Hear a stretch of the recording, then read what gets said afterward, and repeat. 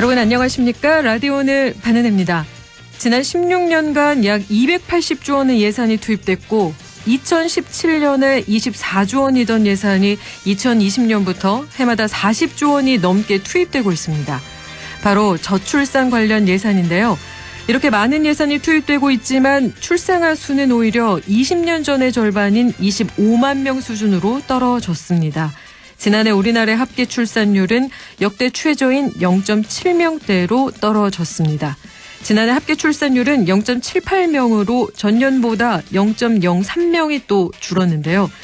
이렇게 계속해서 저출산이 이어지다 보니 학령 인구도 줄어들어서 서울에서도 폐교하는 초등학교가 나왔습니다. 내년엔 문을 닫는 고등학교까지 나올 거라고 하는데요. 수많은 예산이 투입됐지만 왜 상황이 이렇게 개선되지 않는 걸까요? 방향이 잘못된 건 아닌지 총체적인 점검이 필요하겠습니다. 2월 22일 수요일 라디오 오늘 지금 바로 시작합니다.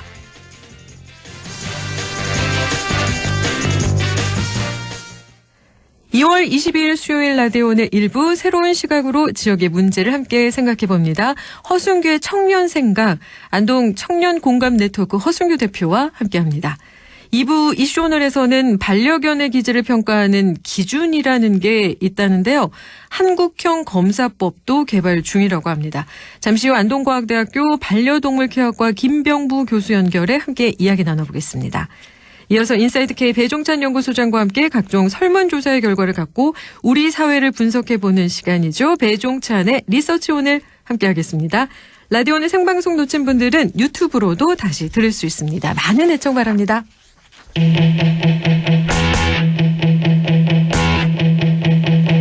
하순규의 청년생각, 청년의 관점에서 지역사회 이슈를 조금은 다른 시각으로 바라보는 시간 가져보겠습니다. 안동 청년공감네트워크 허순규 대표와 함께합니다. 안녕하십니까 대표님? 네, 반갑습니다. 네, 오늘 초록색 티셔츠가 되게 잘 어울리세요. 오늘 주제랑 관련이 있습니다. 아, 그렇습니까? 지난주에는 저희가 국민의힘 김영돈 국회의원이 공동 주최한 선거제도 개혁 토론회를 살펴봤는데요. 오늘 초록색과 관련이 있다면 어떤 주제를 들고 오셨을까요? 네, 오늘 주제는 코로나 시기 돌아보기입니다. 2009년 11월 중국에서 발발한 코로나 바이러스는 3년 전인 2020년 2월 대구발 제1차 대유행과 함께 급격히 국내에서 확산이 됐죠. 지금으로부터 딱 3년이 흘렀는데 이제서야 사회적 거리두기와 마스크 착용이 점차 해제되면서 일명 포스트 코로나 시기를 맞이했습니다. 기나긴 코로나 시기는 힘든 시간이었지만 한편으로 우리에게 많은 교훈을 주었는데요. 아나운서님은 코로나의 역설이란 말을 들어보셨나요? 예를 들면 지금 딱 떠오르는 건 이산화탄소 배출량이 줄었다. 뭐 이런 얘기를 들었던 것 같은데, 그러니까는 코로나가 우리에게 많은 희생을 안겨주긴 했지만 코로나에 대응하기 위한 우리 행동이 의도하지 않았지만 좋은 결과를 주기도 했다. 이런 뜻 아닐까요? 네, 그렇습니다. 3년 전 코로나가 세계적으로 유행하면서 학교가 휴업에 들어가고 공장이 가동을 멈추는 등의 강력한 사회적 거리두기가 실시되었는데요. 국제학술지 네이처에 따르면 강력한 거리두기 이후 세계의 굴뚝이자 코로나 발원지로 지목된 중국의 대기질이 크게 개선되었습니다. 또 상당수 국가가 강력한 이동 제한을 시행한 유럽의 대기질도 크게 좋아졌습니다. 네, 강력한 사회적 거리두기로 생산과 이동이 줄어들면서 대기 환경은 개선되었다. 이 얘기 맞죠? 네. 네. 그래서 탄소 배출이 줄어들면서 이 환경이 개선된 것인데요. 위성 데이터를 구체적으로 분석해보면 중국의 산업활동은 코로나 초창기 최대 40%가 줄었고요. 네. 지금으로 딱 3년 전이죠. 2020년 2월 중국 내 석탄 소비는 직전 4년간 최저치를 기록했습니다. 석유 소비도 3분의 1 이상 줄었고 탄소 배출량이 25% 이상 줄었는데요. 당시 경제협력개발기구 OECD는 세계 경제 성장률이 1% 이하에 그칠 것이라는 암울한 전망과 함께 탄소 배출량도 1.2% 감소할 것이라는 분석을 동시에 내놨습니다. 그러니까 경제 성장이 멈추니까 탄소 배출도 감소했다는 말인데요. 우리 인간들의 생계는 고단했지만 우리 인류의 최대 과제인 기후위기 해결과 탄소 중립 실천에는 이러한 거리두기가 기한 셈이죠. 경제 성장이 멈추니까 탄소 배출은 줄고 또 지구 환경은 좋아지고 이렇게 코로나 역사를 설명해 주셨는데요. 그러면 이제 코로나 이후에 우리가 다시 예전처럼 경제 성장을 하면서 살면 다시 탄소 배출이 증가하고 지구 환경은 더 어렵게 된다. 이 말씀이실까요? 네, 이게 딜레마적 상황인데요. 예. 현재의 경제 성장 시스템 그대로 하면 인간들이 막대한 탄소 배출이 초래한 기후 위기를 막을 수 없습니다. 예. 그러니까 먹고 살기 어려워서 망하는 것과 열심히 먹고 살려다가 기후 위기로 망하는 것 둘 중에서 골라야 하는 건데요. 그러니까 첫 번째 시나리오는 지금처럼 우리가 먹고 싶은 대로 먹고 놀고 싶은 대로 돌아다니고 일하고 싶은 대로 살면은 탄소가 많이 배출되고 지구 온도가 뜨거워져서 북극과 남극의 얼음이 녹고요. 네. 해수면 상승으로 해안 도시들이 물에 잠기고 기상이변으로 농사도 망하고 뭐 폭염과 홍수가 잦아서 도저히 살기 어려운 이런 첫 번째 시나리오가 있고요. 네. 이것도 참 암울한데 두 번째 시나리오는 코로나 시기 초창기처럼 강력한 사회적 거리두기를 하면서 일도 덜하고 해외여행도 줄이고 내 지갑에 월급도 줄고 돈이 없으니 소비도 대폭 줄이는 가난하고 심심한 삶이 있습니다. 대신 탄소 배출이 줄어들어서 이 기상재난을 막을 수 있는데 우리 아나운서님은 이 두 가지 길 중에 어떤 길을 선택하시겠습니까? 우리 청취자 여러분들도 한번 고르시길 바라겠습니다. 첫 번째 시나리오가 암울하다고 말씀해 주셨잖아요. 근데 두 번째 시나리오도 사실은 암울이에요. 그렇지 않은가요? 네, 그렇죠. 두 가지밖에 선택지가 없으면 정말 우울할 수밖에 없는데 사실은 또 다른 길이 있는 거죠? 있죠? 네, 그렇죠. 그거를 네. 이제 우리가 모색해야 됩니다. 네. 그러니까 이 코로나의 역설을 말하는 게 우리가 코로나 시기로 돌아가야 된다는 말은 아닙니다. 그렇다고 코로나 이전으로 똑같이 살면은 역시나 지구가 망하기 때문에 그렇죠. 제3의 길이 필요한데요. 인간들의 경제 성장 시스템이 생명의 토대가 되는 지구 환경과 공존하기 어렵다. 이것을 이제 코로나 역설이 증명한 것이고 네. 그렇다면 지구 환경과 공존할 수 있는 기후위기 시대 탄소 배출을 줄이는 녹색 경제로 전환이 필요한데 쉽게 말하면 먹고 사는 방식. 오늘의 핵심 키워드입니다. 일자리가 지구 환경과 공존할 수 있어야 합니다. 일자리가 지구 환경과 공존할 수 있어야 한다. 그러면 세 번째 방법이 탄소 배출이 적은 일자리가 만들어져야 한다. 이 말씀이실까요? 네, 그렇죠. 네. 그러니까 돈을 많이 벌지만 탄소 배출이 많은 일자리는 개인의 생계는 구할 수 있는데 네. 인류의 생계를 망치는 겁니다. 그렇죠. 제가 뭐 빵이나 이런 지방만 많이 먹으면 제 몸이 망가지는 것처럼. 그렇죠. 예. 그러니까 이제 지구를 지키기 위해서는 이런 탄소 배출이 많은 일자리를 그만둬야 되는데 지금 당장 일하는 분들은 당장 그만두기 어렵지 않겠습니까? 어렵죠. 이를테면 이제 기후 위기를 해결하기 위해서는 2050년까지 대한민국의 석탄 발전소를 다 폐쇄해야 됩니다. 2050년 늦었어요. 그러니까 지금부터 하나씩 문을 닫아야 되는데 네. 그럼 석탄 발전소에서 일하는 노동자분들이 꽤 많거든요. 그렇죠. 이분들은 당장 먹고 살기 막막하지 않겠습니까? 네. 그래서 기존의 탄소 배출이 많은 일자리에서 일하는 시민들이 녹색 일자리를 구할 수 있도록 교육 및 지원이 뒷받침되어야 합니다. 코로나 이후 우리는 녹색 일자리를 어떻게 활성화할 것인지 고민해야 하고 이는 우리들의 삶과 지구를 지키는 시급한 실천이기도 합니다. 네. 지구를 지키는 것을 위해서 녹색 일자리가 필요하다. 이론적으로는 알겠는데요. 정말 이 녹색 일자리는 어떤 일자리지 이제 그림이 잘 안 그려질 수가 있거든요. 어떤 일자리가 있을까요? 네, 녹색 일자리의 사전적 정의는 환경에 부정적 영향을 저감하는 괜찮은 일자리를 뜻합니다. 크게 세 가지가 있습니다. 첫 번째는 기존 산업에서의 그런 녹색 일자리 영역들이 있어요. 네. 그러니까 기존의 뭐 공장 산업에서 뭐 지속가능 환경 경영을 담당하는 그런 부서들이 있고요. 네. 두 번째는 산업 자체가 녹색 산업인 일자리들이 있습니다. 뭐 재생에너지라든가 뭐 에너지 효율화 이런 영역이 있고 마지막으로 환경을 보존하고 복원하는 일자리들이 있습니다. 그러니까 환경이 보존이 되면은 또 탄소 배출을 막을 수 있거든요. 네. 이것을 좀 구체적으로 세분화하면은 첫 번째로 에너지 및 원자재 효율성 향상, 두 번째 온실가스 배출 제한, 세 번째로 폐기물 및 오염을 최소화하고 생태계를 보호 및 복원을 하고 또 기후변화 영향에 대한 적응 지원 등의 분야입니다. 이런 것들을 네. 통틀어서 환경을 보존하고 복원하는 일자리 영역이라고 볼 수 있습니다. 아, 그렇군요. 환경의 부정적인 영향을 낮추는 일자리, 그게 바로 녹색 일자리다라고 말씀을 해 주셨는데요. 구체적인 사례가 있을까요? 네, 이제 아주 좀 와닿게 구체적인 일자리를 말씀드리면은 네. 뭐 친환경 건축물을 건설하는 일자리, 도시재생, 노후된 뭐 저층 주거지를 수리하는 영역도 있고요. 또 가장 쉽게 떠올릴 수 있는 거는 재생 가능 에너지의 발전, 설비, 유지 보수에 대한 뭐 인력도 해당이 되고요. 그리고 경북 북부 지역 농사 짓는 분들 많지 않습니까? 네.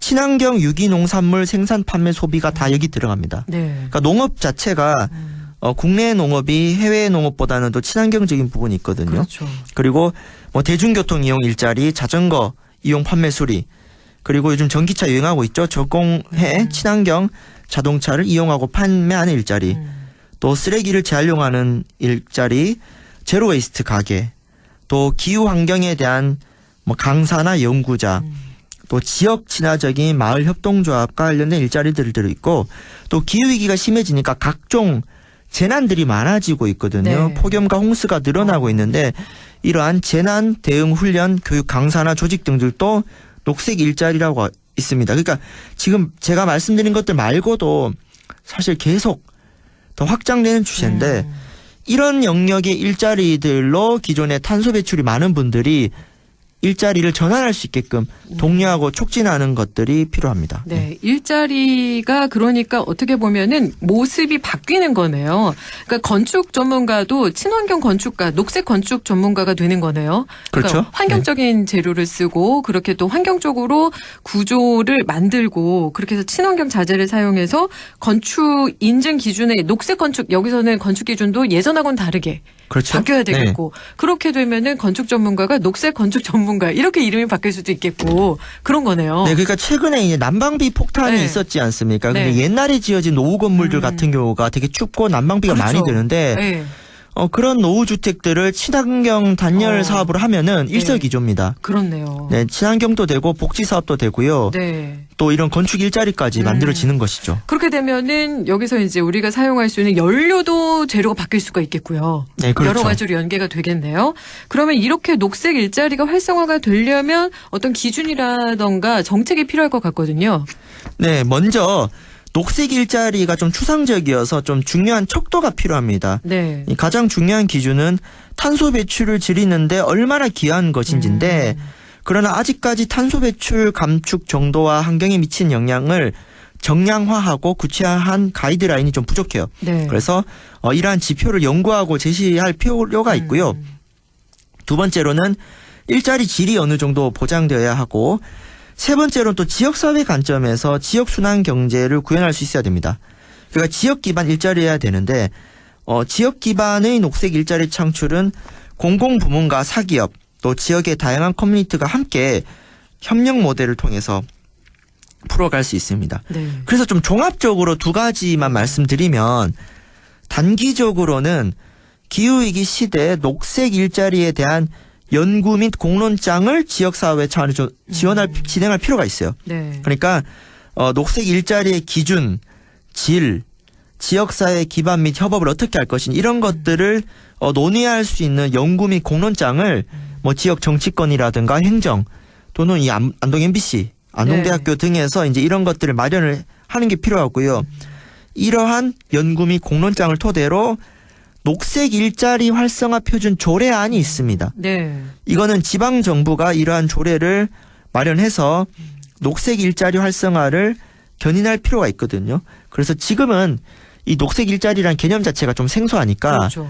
최대한 많은 시민들과 지역사회에서 이런 거를 고민할 수 있게 좀 판을 깔아주는 것부터 좀 시작해야 될 것 같고요.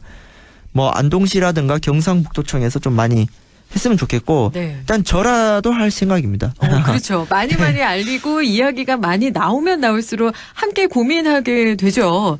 그렇죠. 네, 개인적으로 네. 저는 또 이 녹색 일자리 연구를 지금 하고 있거든요. 그렇군요. 이와 관련된 어떤 발표나 이런 네. 것들도 계획하고 있는데 네. 많은 분들이 좀 함께 참여해 주시면은 좋겠습니다. 앞으로 이야기가 많이 퍼져나갔으면 좋겠다는 생각도 드는데요.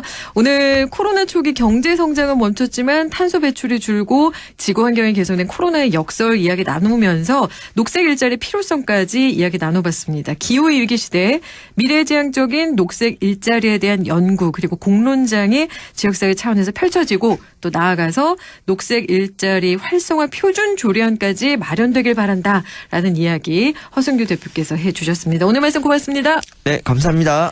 지금까지 허순규의 청년생각 안동 청년공감네트워크 허순규 대표와 함께 이야기 나눴습니다. 라디오 오늘 1부 여기까지고요. 잠시 후 2부에서 뵙겠습니다.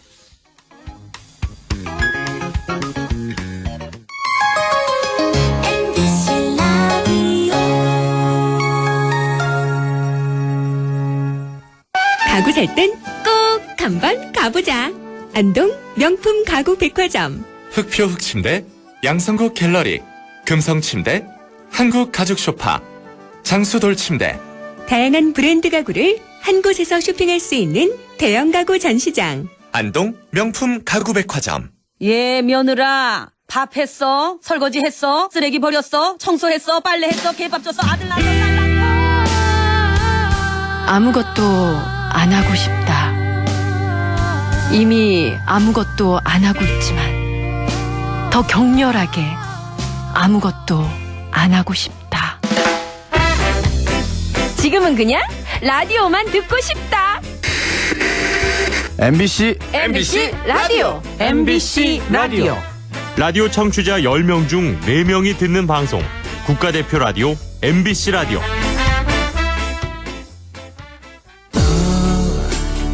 마음을 열어줘 다가가 나 속삭이도록 언제나 내 생각으로 행복해야 해요.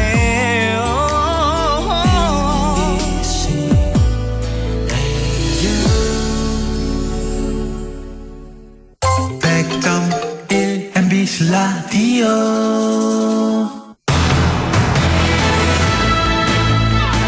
라디오 오늘 2부 순서 이슈 오늘입니다. 반려견을 키우는 가정이 많은데요. 많이들 조심하시는데도 여전히 종종 개물림 사고가 발생하고 있습니다. 그런데 반려견 기질 평가라는 게 있다고 하네요. 반려견의 공격성을 미리 알아보는 거라는데요. 최근 한국형 평가 기준도 마련되고 있다고 합니다. 안동과학대학교 반려동물 케어과 김병부 교수 연결해 함께 이야기 나눠보겠습니다. 안녕하십니까 교수님. 네, 안녕하세요. 반갑습니다. 네, 반갑습니다. 우선 잘 모르시는 분들을 위해서 안동과학대 반려동물 케어과에 대해서 설명을 좀 부탁드리겠습니다. 네, 우리 학교 반려동물 케어과는 57년의 그 역사를 가진 학교의 전통 위에 실용적인 기술하고 학문적인 지식을 모두 갖춘 전문의를 양성하기 위해서 작년에 현대적인 감각으로 신설된 학과입니다. 아, 네. 지난해 개설이 됐다고요? 네네. 지난해 안동과학대 반려동물 케어과 학생들이 한국애견연맹 핸들링 콘테스트에 참가해서 모두 좋은 성적을 거두었다는 소식도 있네요. 네, 그렇습니다. 먼저 그 반려견들은 견종마다 고유의 아름다움을 가지고 있는데, 네. 그 아름다움을 가장 잘 표현할 수 있도록 그 유도하는 사람을 뽑는 대회가 핸들링 콘테스트예요. 네. 그런데 작년에 그 대회에서 전국에서 약 20여 개 대학의 학생들이 참가해서 실력을 기렸어요. 네. 그런데 다행히도 우리 학과 학생들이 교직원들과 힘을 합쳐서 아주 좋은 최상위 수준의 성적을 거두게 되었죠. 와, 축하드립니다. 네, 감사합니다. 네. 얼마 전에는 해외 반려견 기질 평가 기준을 토대로 한국형 검사법 개발을 위한 실현 행사가 열렸다는 소식도 있는데 우선 반려견 기질 평가라는 것부터가 좀 생소하거든요. 반려견 기질 평가는 무엇일까요? 네, 그러시겠죠. 네, 지난주에 우리 학교에서 3일 동안에 미국과 유럽의 지방 정부나 반려견 공공단체들에서 실행하고 있는 23개 공격성 테스트 중에서 세 종류를 엄선해가지고 구현하는 기회를 가졌습니다. 네. 이 행사의 목적은 현재 세계에서 가장 유력하게 실행되고 있는 프로그램들의 장단점을 파악해가지고 더불어서 우리나라에 적용할 수 있는가 여부를 알아보기 위한 것이었어요. 네.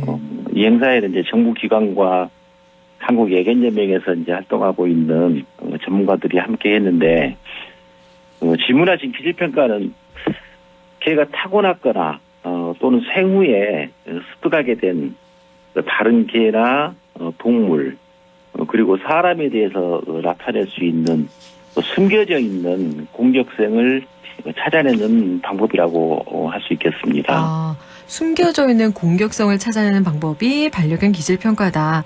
네, 그렇다면 반려견 기질평가는 왜 중요할까요? 그렇죠.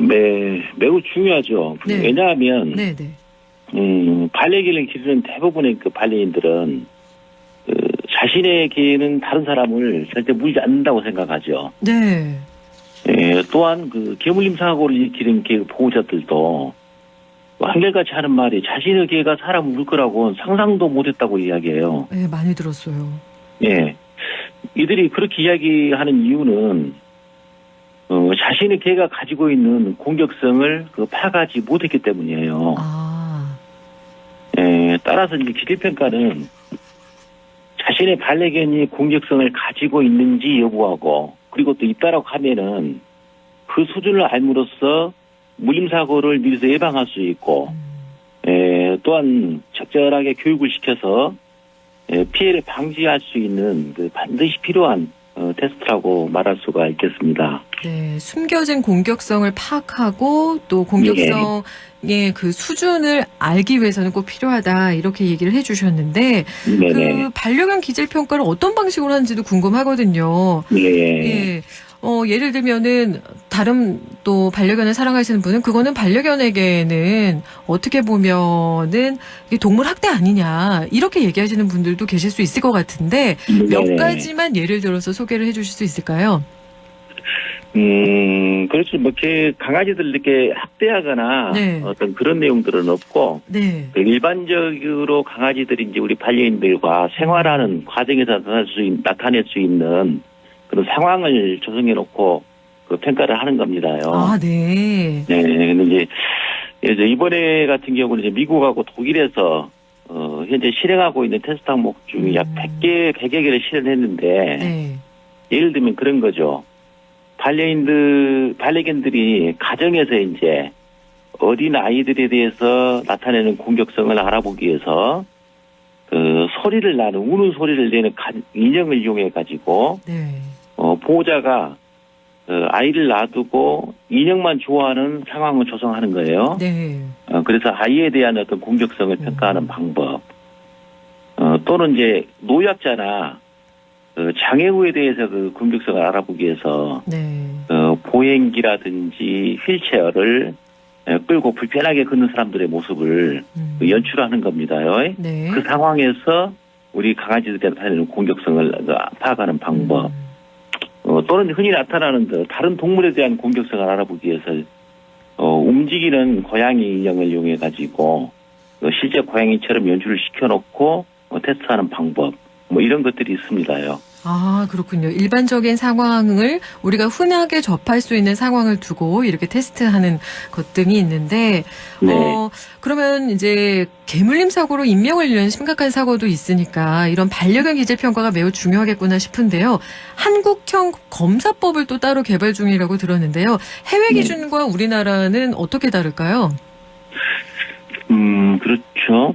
이제 기질평가는 이제 개물림 사고를 예방할 수 있는 아주 강력한 수단임에는 틀림이 없습니다요. 네네. 그런데 이제 이를 위해서 현재 선진 외국에서 개발되어서 사용하고 있는 프로그램을 그대로 사용할 수도 있습니다요. 그런데 이제 외국의 방법이 학문적으로 반려견들의 공격성을 나타내는 기준이 또 없거나, 아, 예. 또 이제 평가 항목이 타당성을 조금 의심받을 만한 것들이 있는지 먼저 외국의 것을 점검해보는 기회였고요. 네네. 근데 그 과정에서 이제 살펴보면 독일의 방법 같은 경우는 이 프로그램이 개발된 지가 약 30여 년이 지났습니다요. 네. 그래서 조금 올드한 느낌이 들고, 뿐만 아니라 이제 독일의 방법을 그대로 적용하기에는, 너무 많은 인원과 공간이 필요해가지고 우리가 그대로 적용하기에는 적합하지 않다는 생각이 좀 들고 네. 또 미국의 경우에는 이게 그 유기견을 분양하는 데 목적이 맞춰져 가지고 다양성이 조금 부족하지 않는가 하는 생각이 듭니다요. 네. 예, 따라서 이제 뭐 쉽지는 않겠지만은 이들의 단점을 보완하고 우리 강아지들의 잠재된 공격성을 좀 더 정확하게 파악할 수 있는 이제 우리 후발주자이기 때문에 좀 더 그들보다 과학적이고 실용적인 우리에게 적합한 프로그램이 필요하다는 이제 생각이 들었습니다요. 네. 이렇게 좀 참고할 만한 외국의 테스트 기준이 있어서 그나마 조금 더 도움이 될 것 같다는 생각도 드는데요. 네. 언제쯤이면 우리 국내 평가 기준이 만들어질까요? 그리고 활용될 수 있는 시점은 언제인지도 궁금하고 또 이렇게 네. 되면 어떤 효과를 기대해 볼 수 있을지 제가 정말 한꺼번에 많은 질문을 드렸습니다. 예. 먼저 하나씩 답변을 드리겠습니다. 네네. 이제 먼저 이제 지난주에 실행한 이제 테스트 결과를 지금 이제 분석을 하고 있습니다요. 네. 그 바탕으로 해가지고 이제 한국형 테스트의 그 평가 항목과 기준을 먼저 개발을 하고 네. 개발이 되면 그 기준을 가지고 7월 중에 국내의 이제 민간 전문가들과 검토하고 시연을 거칩니다요. 그 과정을 거쳐가지고 올해 말까지 이제 개발을 완료하려고 지금 노력하고 있습니다요. 아, 네, 7월 중에. 네. 네. 그리고 이제 이 테스트가 개발이 되면은 이제 테스트를 실시해가지고 공격성이 없다고 판정된 개들은 우리 인간 사회 공간에서 마음 놓고 활동을 할 수 있죠. 그래서 행동의 자유를 더 넓혀줄 수가 있고 네. 반대로 이제 공격성이 나타난 우리 강아지들은 평가 결과에 따라 가지고 그에 적합한 교정 교육을 통해서 정상적으로 생활할 수 있도록 하는 어떤 이점이 있겠죠. 네. 이런 결과적으로 이제 우리 반려인들하고 비반려인들의 어떤 그 물림사고에 의한 사회적 갈등을 줄이는 효과를 가질 수 있고, 또한 그 결과로서 이제 개물림사고에 의해 가지고 귀중한 인명이 손상되는 어떤 일들을 감소시킬 수 있을 거로 이제 기대를 하고 있습니다. 네. 우리 강아지들, 그러니까는, 우리 반려견들은, 생활하는데 조금 더 자유로움이, 그렇죠. 예, 더 추가가 될 수 있겠고, 또 반려인과 비반려인이 조금 더 가까워질 수 있는 그런 기준이 되지 않을까 싶은데요. 최근 5년간 전국에서 하루 평균 6건의 크고 작은 개물림 사고가 발생하는 것으로 집계가 되고 있다는데요. 네네네. 그렇다면은 이렇게 반려견을 키우는 가정에 조언을 해주실 수도 있을 것 같은데요. 어떤 말씀 해주실 수 있을까요? 네. 그런데 참고로 이제 보도자료 그 언론들을 보면은 그 개물림 사고가 이제 하루에 6건씩 발생한다라고 하는데 네. 정확한 거는 개물림 사고가 하루에 6건 발생하는 것이 아니고 네. 네, 개물림 사고는 훨씬 많이 생깁니다. 아, 예, 그런데 그 중에서, 상태가 심해가지고 119 구급차를 타고 응급실로 이송되는 환자의 숫자가 하루 6건씩 발생한다는 것을 이제 말씀드리고요. 네. 예. 개물림 사고를 예방하는 방법은, 먼저 이제 반려인들이 이제 가져야 될 게, 강아지들의 공격성이라고 하는 것은, 개가 자연환경에서 생존하고, 그들이 번성하는 데서 굉장히 유리하게 진화된 그 산물이거든요, 이게. 그렇죠. 그래서 많은 개들이 공격성을 가지고 있다는 사실을 먼저 유념해야 합니다요. 네, 많은 개들은 공격성을 가지고 있다. 그렇죠. 예. 예, 그리고 이제 그런 인식의 바탕에 의해 우리 강아지들이 이제 스트레스가 누적되지 않도록 음식이라든지 또는 잠자리 같은 그 생활 환경들을 좀 풍족하게 제공해주고 또는 이제 더불어서 이제 행동적으로 어떤 결핍이 발생하지 않도록 수시로 사이가 좋은 다른 개들과 놀게 해주거나 네. 또는 주변에 산책을 시켜주는 것들도 아마 효과적이겠죠. 특히 이제 민감한 개들은 네. 개들마다 어떤 자극에 반응성을 가지는데 특별한 자극에 반응을 나타내는 곳에 불필요하게 자극을 주지 않는 것도 중요하죠. 그런데요. 사람하고 거의 똑같네요. 스트레스 받으면 안 그렇죠. 되고, 네. 예, 충분한 소통 관계가 분명히 필요하고, 네. 그리고 또 민감한 아이들 같은 경우, 강아지들, 반려견들은 불필요한 자극은 주면 안 된다. 네. 아이 키울 때하고 똑같네요. 그렇죠. 예. 물론 이제 차후에 올해 말까지 지금 목표로 두고 있는 이 한국형 공격성 테스트가 이제 개발이 되면은 네. 그 테스트를 통해 가지고 어떤 결과에 따라서 그 물리 공격성을 가진 강아지들과 가지지 않는 강아지들을 분별해 가지고 네. 그에 적절하게 대응해 주는 것도 중요하겠죠. 네. 한국형 공격성 테스트, 이것도 기대해 보겠습니다. 오늘 말씀 고맙습니다. 네, 감사합니다. 네, 오늘 지금까지 안동과학대학교 반려동물개혁과 김병부 교수 연결해 반려견 기질평가에 대해서 함께 이야기 나눴습니다. 라디오 오늘에서는 청취자 여러분의 참여를 기다리고 있습니다. 우리 지역에서 발생한 사건 사고 소식이나 함께 토론하고 싶은 내용을 안동 MBC 홈페이지 라디오 오늘 게시판에 올려주시기 바랍니다.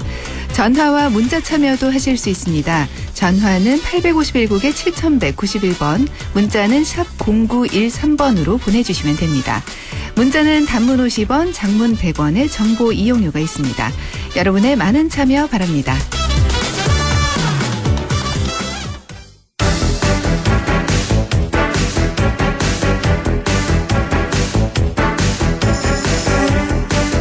리서치 오늘 인사이드 K 배종찬 연구소장과 함께합니다. 안녕하십니까, 배 소장님? 안녕하십니까, 배종찬입니다. 목소리 들으면 참 따뜻해요. 감사합니다. 안동을 자랑하니까요. 아유, 감사합니다. 그럼 먼저 윤석열 대통령 지지율 추세 살펴볼까요? 네, 지난주 실시되고 이번 주 발표된 윤석열 대통령 국정수행 지지율 올라간 결과로 나타났습니다. 직전 조사와 비교했을 때요. 오늘 소개해드리는 모든 조사는 중앙선거론조사 심의위원회 홈페이지에서 확인 가능합니다. 윤석열 대통령 국정수행에 대해서 어떻게 평가하는지 물어보았는데요. 지난주 13일부터 17일까지 실시한 조사 결과입니다. 윤석열 대통령 긍정평가 직전 조사보다도 3.5%포인트 올라간 40.4%로 나타났습니다. 40% 선을 돌파했고요. 부정평가는 직전 조사에서 60% 되었는데 2.8%포인트 내려와서 57.5%로 나타났습니다. 3.5%나 올라갔어요. 이게 얼마만인가요? 그렇습니다. 이게 이렇게 큰 폭으로 올라간 것은 거의 올 들어서는 처음이고요. 지난해와 비교하더라도 지난해 연말 큰 폭으로 상승했었던 윤석열 대통령 상승세 흐름에서 그 이후에는 또 올해 들어서는 또 대통령 지지율이 좀 내려가는 결과로 나타났거든요. 그런데 올 들어서 가장 높은 이 큰 폭으로 올라간 대통령의 지지율 상승 효과입니다. 무엇보다도 지지율이 올라간 배경이 무엇인지가 궁금하실 거예요. 우선은 위민리 이렇게 이해를 해주시면 좋을 것 같은데 첫 번째 위는 이제 위기감이죠. 위기감. 네, 윤석열 대통령 지지율이 올라갈 때는 그래도 먼저 핵심 지지층부터 먼저 결집을 합니다. 대륙주죠. 대구, 경북, 60대 주부층. 윤석열 대통령의 이 핵심 지지층이고 지난 대선에서도 주도적으로 윤석열 대통령을 지지해왔던 유권자층이라고 볼 수 있는데 대구, 경북, 우리 안동도 포함이 되죠. 또 60대 이상 주부층들이 결집이 될 때 그래도 대통령 지지율 조금 더 올라갑니다. 이건 다분히 이 도 대통령 지지율이 여기서 더 이상 내려가면 안 돼 하는 그 위기감일 수 있을 테고요. 또 하나는 이제 민은 최근에 또 윤석열 대통령의 민생 행보가 있었습니다. 통신비도 그렇고 은행들 성과급 돈 잔치하지 마라 이렇게 또 윤석열 대통령이 이복현 건강원장과 함께 상생 프로젝트를 마련해라 이런 부분도 국민들은 또 반길 수 있을 만한 내용이거든요. 자영업청이나 학생에서 지지율이 올라간 걸 보면 민생의 행보도 약효가 있었다. 마지막 이 부분이 가장 대통령 지지율이 올라간 큰 배경으로 꼽을 수 있는 것이 월요일부터 금요일까지 실시됐던 리얼미터 조사에서 16일, 17일 대통령의 지지율이 껑충 뛰어 올라갑니다. 이재명 대표 이 구속영장 청구했었고 또 체포 동의안과 관련된 이슈가 또 부각이 됐거든요. 그러다 보니까 윤석열 대통령 지지층들이 지난 대선에서 윤 대통령에게 투표했던 48.56% 유권 자체에 결집하는, 그래서 충청 또 50대에서 지지율이 올라간 위민리 중에서도 이재명 대표 관련된 변수가 대통령 지지율 상승에 가장 큰 영향을 준 것으로 풀이됩니다. 네. 지지율이 올라간 배경은 이재명 변수 영향이 크다라고 하셨는데 조금 더 살펴보겠습니다. 그렇다면 네. 좀 더 깊게 들여다보면 어떤 상관관계가 있을까요? 그렇죠. 아무래도 이게 청취자분들께서는 아니 이재명 대표하고는 이전부터 대결 구도가 있었는데 그것을 지지율 상승의 동력으로 원인으로 해석할 수 있을까라고 볼 수 있는데 최근에 이제 윤석열 대통령도 악재들이 꽤 있었거든요. 이상민 장관 탄핵도 가결이 됐죠. 또 경기도 침체된 상태인데 난방비 폭탄 이슈도 있었습니다. 네. 또 하나가 최근까지도 계속 여론이 안 좋습니다. 김건희 특검과 관련해서는 또 여론상으로는 찬성 의견이 상당히 높은 편이고 이건 다 부담이 됩니다. 그래서 윤석열 대통령의 지지율이 내려갔던 것인데 이때 이재명 대표 이 구속영장 그리고 체포 동의안에 대해서는 국회의원들 풀체포 특권을 내려놔야 된다. 이런 의견들이 상당히 또 비중 있게 높게 나타나거든요. 그러다 보니까 다시 이재명 대표와 윤석열 대통령, 윤석열 정부가 검찰이죠. 대결 구도가 만들어지면서 지지층들이 다시 결집하는 다른 악재에도 불구하고 악재가 있지만 그래 윤석열 대통령 중심으로 대결 구도가 생기니까 뭉쳐야 돼. 결집을 해야 돼. 이런 정치적 현상이 더 큰 영향을 줬다고 볼 수 있는 것이죠. 그러면 이번엔 정당 지지율을 한번 살펴보겠습니다. 정당 네. 지지율은 어떨까요? 국민의힘 지지율도 올라갔습니다. 리얼미터 미디어트리뷴 조사에서 국민의힘 지지율은 직전 조사보다도 더 올라가서 45%로 나타났고요. 더불어민주당 지지율은 직전 조사보다도 2.9%포인트 내려간 39.9%입니다. 39.9니까 40%가 다름없는 거지만 그래도 앞 숫자가 달라졌거든요. 그래서 계속 줄곧 이 40%대를 유지해왔던 더불어민주당의 지지율이 이재명 대표 이 구속영장 청구 그리고 체포 동의안 관련된 이슈가 불거지면서 30%대로 내려갔다. 물론 39.9입니다. 국민의힘은 직전 조사보다는 2.5%포인트 올라가서 45%인데 이 리얼미터 조사가 5일간 실시되기 때문에 표본수가 많아요. 네. 그래서 오차 범위 밖으로 국민의힘이 더불어민주당보다 앞서는 결과가 나타났는데 이건 또 지난해 11월 이후에 거의 11주 만인가요? 8개월 만에 국민의힘이 오차 범위 밖으로 민주당보다 앞서는 결과로 나타났습니다. 다분히 윤석열 대통령의 지지율이 올라간 부분 그리고 국민의힘이 더불어민주당보다도 오차 범위 밖으로 앞서는 결과 다른 무엇보다도 이재명 대표와 관련된 이 사법 리스크 이 부분이 가장 큰 영향을 준 것으로 풀이됩니다. 이렇게 민심이 흔들리는 거는 사법 리스크가 영향이 크다. 이 말씀이죠? 그렇죠. 여기서 이제 한 가지 청취자분들께서도 궁금하실 부분이 아니 범죄가 재판을 통해서 결과가 나왔느냐. 지금 더불어민주당 지지층에서는 야당 탄압이다. 정치 보복이다. 이런 이야기를 하고 있고 이재명 대표도 대북 송금 관련 의혹 물론 이제 이번 구속영장 청구 내용에는 포함이 안 됐습니다만 다 소설이다. 또 이렇게 이야기하고 있는데 왜 여론이 부정적으로 흘러가느냐. 이게 일종의 우리가 상징 현상입니다. 계속해서 이재명 대표에 대한 이 검찰 수사가 진행되고 모든 이 이슈가 이재명 대표 쪽으로 초점이 맞춰져 있거든요. 이러다 보면 이런 것이 이른바 논란인데 우리 시간을 통해서도 이제 분석을 해도 됐습니다. 데이터를 한 30년 이상 분석해보니까 논란이 길어지면 부정적이에요. 이재명 대표와 관련된 대장동도 그렇고 또 성남 FG 관련된 건도 그렇고 지난 대선 때부터 계속 이어져 왔기 때문에 실체가 진실이 무엇인가 진위 여부를 떠나서 계속해서 논란되는 것 자체가 이재명 대표에게 상당히 부담이 될 수밖에 없고 또 풀체포 특권에 대해서 국회의원 특권 내려놔야 된다. 이걸 국회의원이 되기 전에도 지자체장일 때부터 끊임없이 이 이야기를 해왔던 목소리를 높여왔던 이재명 대표고 더불어민주당이거든요. 그러다 보니까 정작 이재명 대표가 이 상황에 이 마주하는 맞닥뜨리는 이 순간이 되니까 이 부분이 또 이재명 대표와 더불어민주당에는 상당히 부담이 됐고 그것이 지지율로 연결됐다고 보시는데 여기서 한 가지 이제 주목할 부분은 네.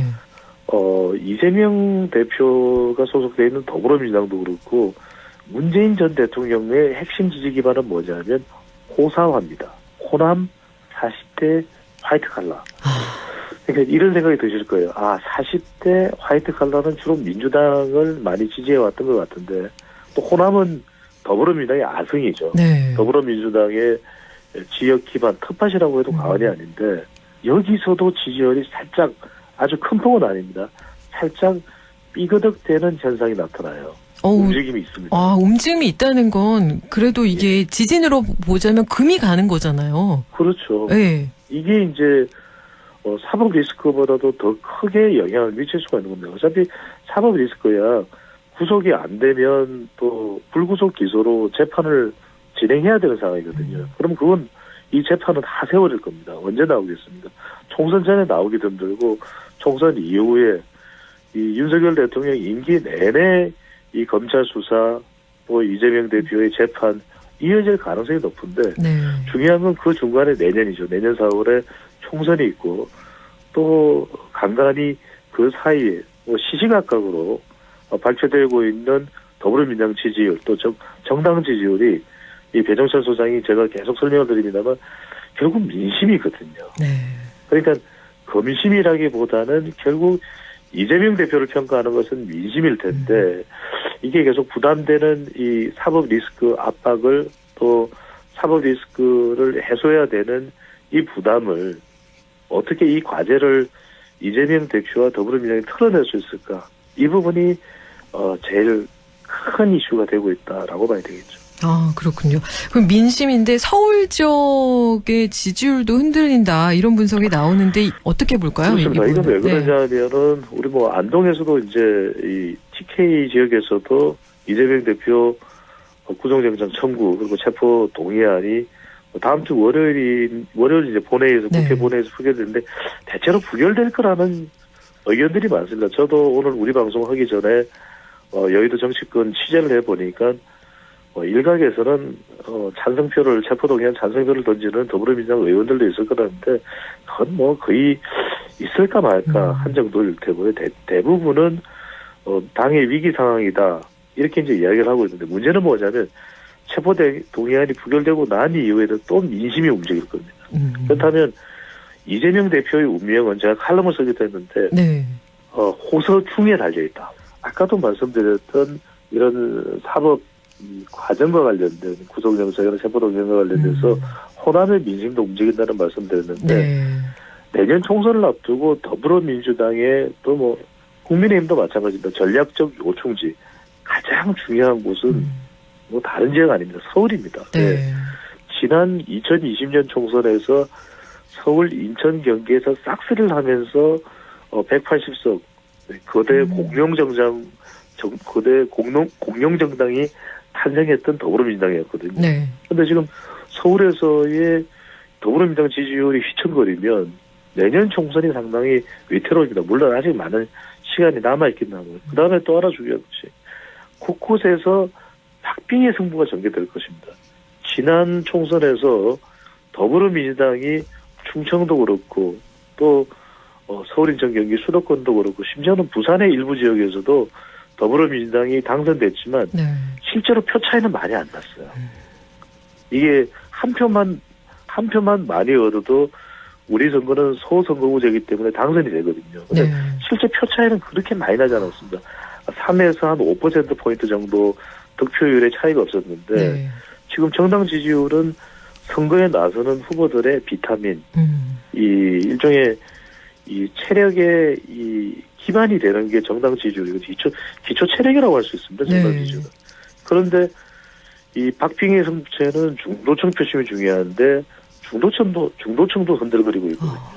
그러니까 호남 또 아승인데 흔들거려서는 안 되는 것이겠죠. 더불어민주당으로서는. 또 서울은 총선을 생각할 때 또 중도층은 박빙 승부처에서 중도층 유권자들의 표를 한 표라도 더 얻어야 되기 때문에 결국 더불어민주당 지지율, 이 발표되는 정당 지지율에서 이재명 대표의 앞으로의 운명, 이건 뭐 사법 일정으로 뭐 재판을 받고 또 수사를 추가적으로 받게 되는 이것도 중요하겠지만 더 중요한 것은 여론, 바로 호소 중에 달려 있다라고 봐야 되겠죠. 호남 서울 중도층을 잡아야 된다. 예, 네. 요 말씀 해주셨는데 이번엔 국민의힘 전당대회 한번 살펴보겠습니다. 국민의힘 전당대회 이제 서서히 반환점을 돌아서 종반전으로 접어들고 있는데요. 어떤 이슈가 가장 크게 부각되고 있을까요? 뭐 이걸 흥미롭다고 해야 될까요? 참 기현상이라고도 할 수 있는데 네. 오늘 이제 마치 이재명 대표 특집처럼 쭉 이 이재명 대표 관련해서 이제 이슈가 집중되고 있는 분석을 해드리는데 국민의힘 차기 당대표를 이재명 대표가 결정한다. 좀 놀랍게 들리지 않습니까? 그러니까요. 네, 예. 그런 현상이 나타나고 있습니다. 왜냐하면 네. 지금 천하람 후보가 이야기를 했나요? 안철수 후보가 이야기를 했나요? 김기현 후보에 대해서 지금 울산의 이재명이다 이렇게 이야기를 했단 말이에요. 네, 천하람 후보가 얘기했습니다. 예. 그렇습니다. 그 네. 이야기가 뭡니까? 바로 이 땅 문제입니다. 네. 98년도에 이제 변호사 시절에 김기현 변호사일 때 한 3만 5천 평 정도 되는 울산, 지금 현재의 울산 KTX역 인근에 이제 땅을 샀던 것이 그때 이 울산 KTX역을 설계할 때 기초한 이 최초 안에서는 다른 노선이었는데 네. 왜 이것이 수정한 최종안이 되면서 김기현 후보의 땅 근처로 이렇게 굽어져서 건설이 됐냐 이 부분에 이제 의혹을 제기하면서 첫 번째 토론에 심지어는 한경원 후보의 경우에는 김기현 후보를 향해서 사퇴하십시오 김기현 후보 예. 이렇게 이야기할 정도였었거든요. 저는 예전에 그 이현재 의원인가요? 사퇴하세요. 그게 또 연상이 되기도 했는데 우리 아유. 청취자분들도 예. 그 생각도 나셨을 거예요. 근데 무슨 말씀이냐면 네.